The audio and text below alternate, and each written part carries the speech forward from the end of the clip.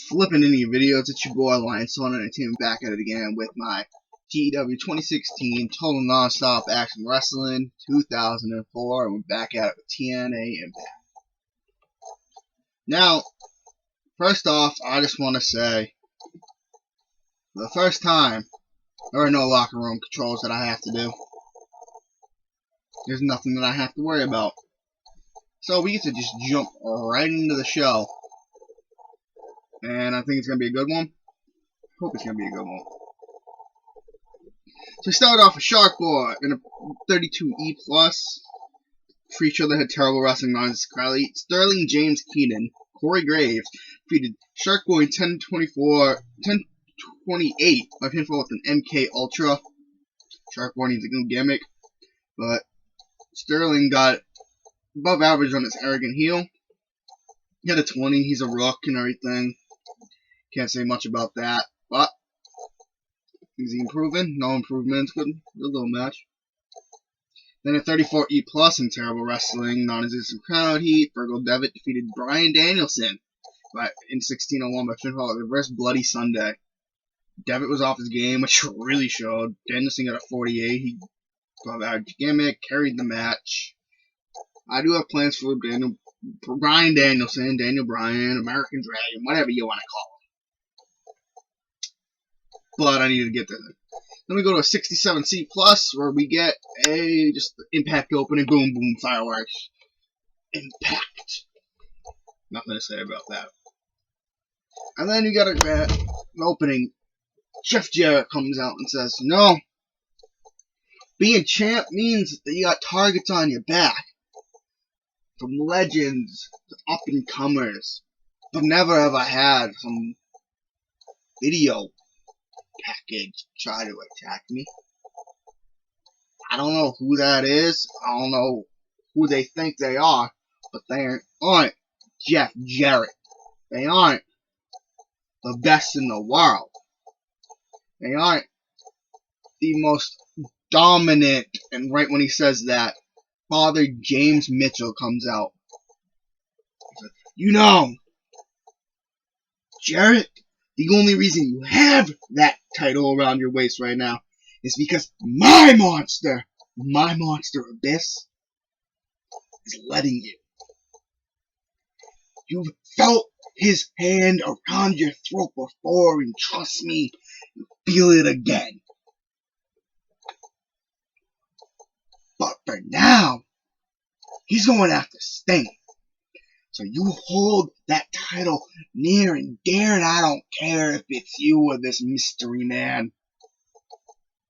Mark my words, my monster is coming for it." 55C minus. I'm gonna go grab the crowd harder. James Mitchell was very underwhelming, which I don't know.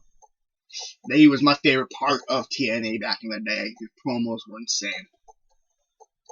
And a 48D plus, and about that superb wrestling but non-aggressive crowd, he low-key defeated Jack Evans in 7:31 by pinfall with the Warrior's Way, which is a double foot stomp. Jack Evans debuted a show stealer gimmick. It got an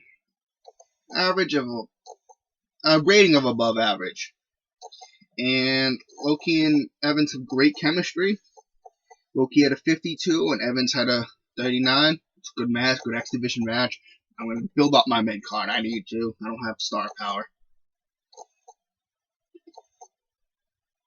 And then a 38D minus. First, we're going to handle the changes of complete gimmick change. Yep. Alright. In a 30, I didn't read if it was good or not. Okay. In a 38D minus. Jerry Lynn's back there with the X Division title in his hand. AJ Styles comes on and lets you know. It's time that AJ Styles got gold around his waist again. But don't get me wrong, congratulations. But you see, I was the first man to hold that, and I'll be the next.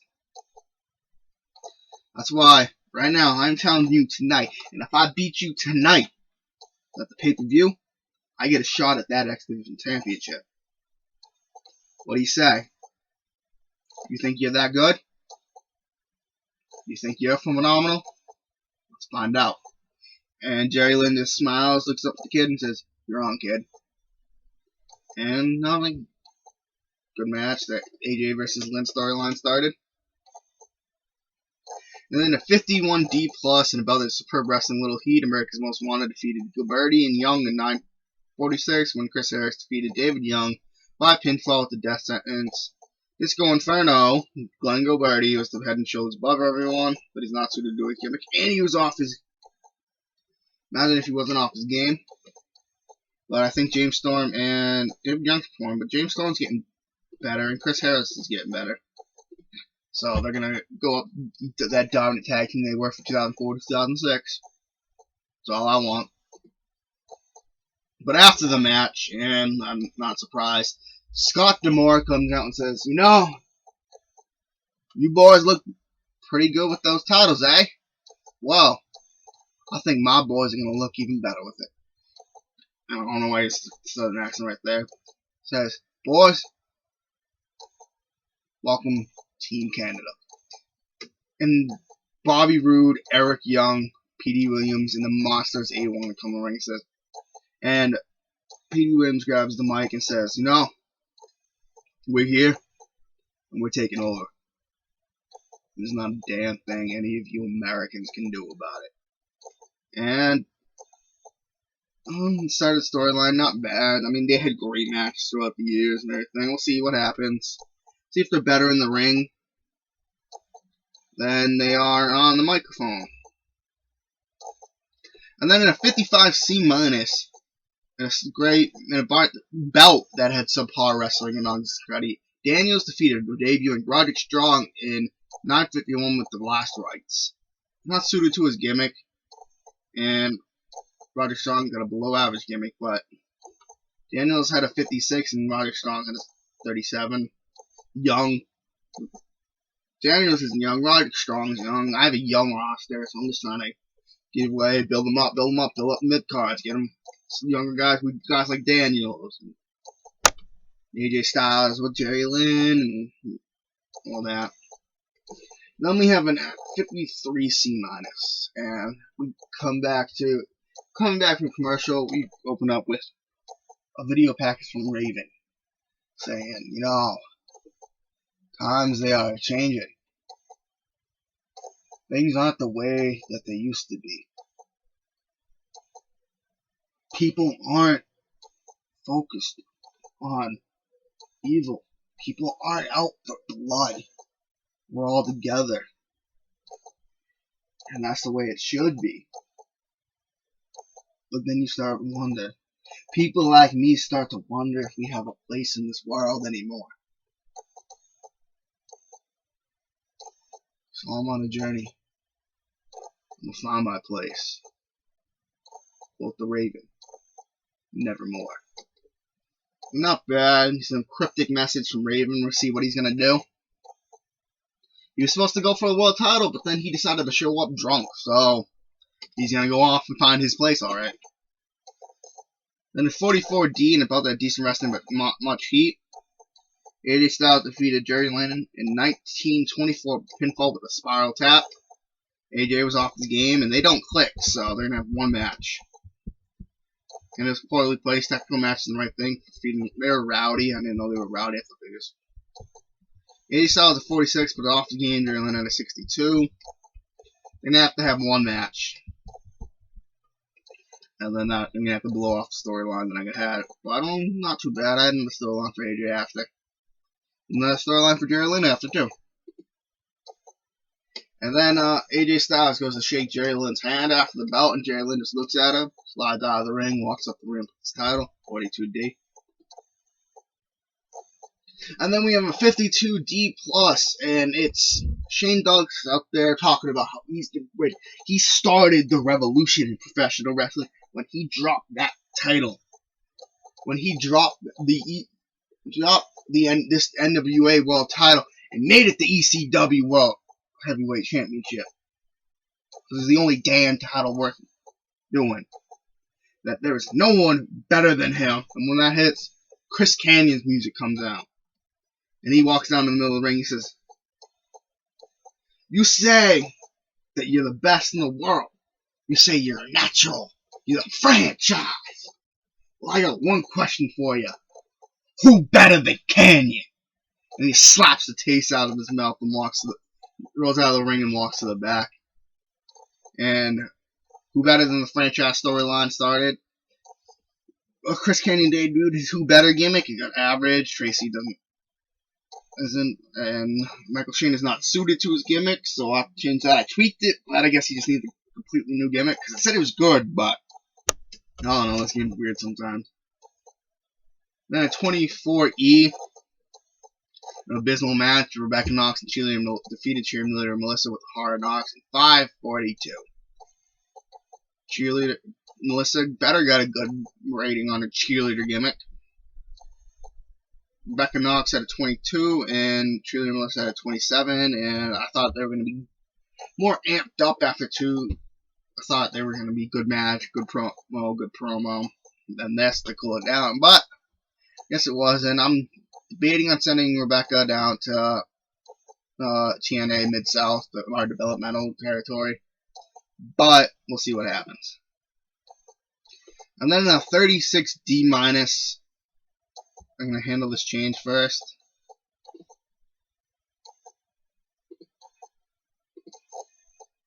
No gimmick needed. Got it very good. Good.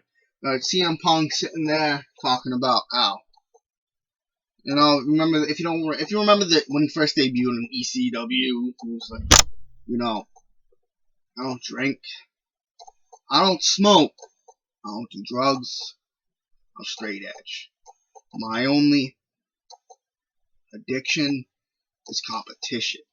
My only addiction is being better. And right when he says that, Sterling James Keenan comes out and hits him in the forearm and back and starts beating him down.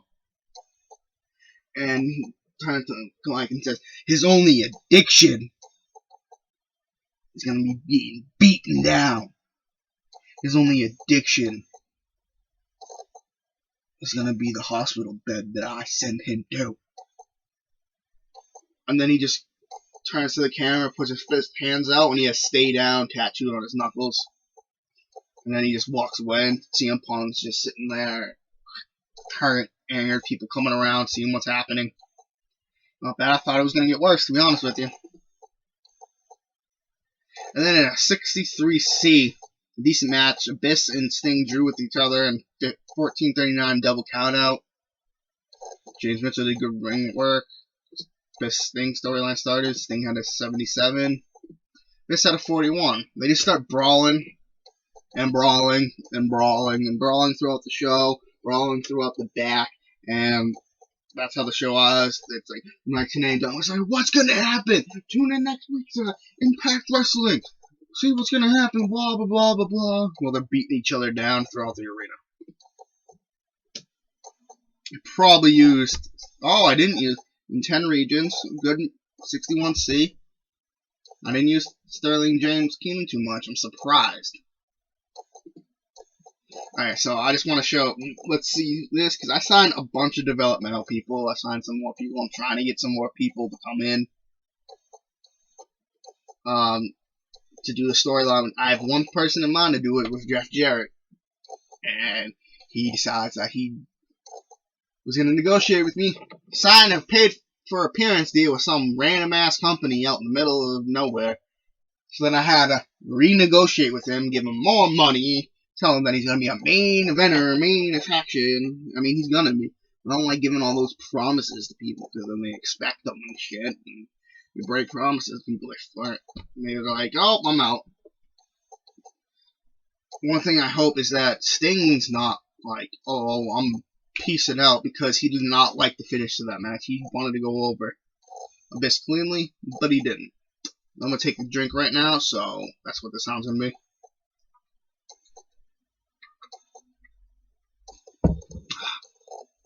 Alright, let's go. Let's see what's happening.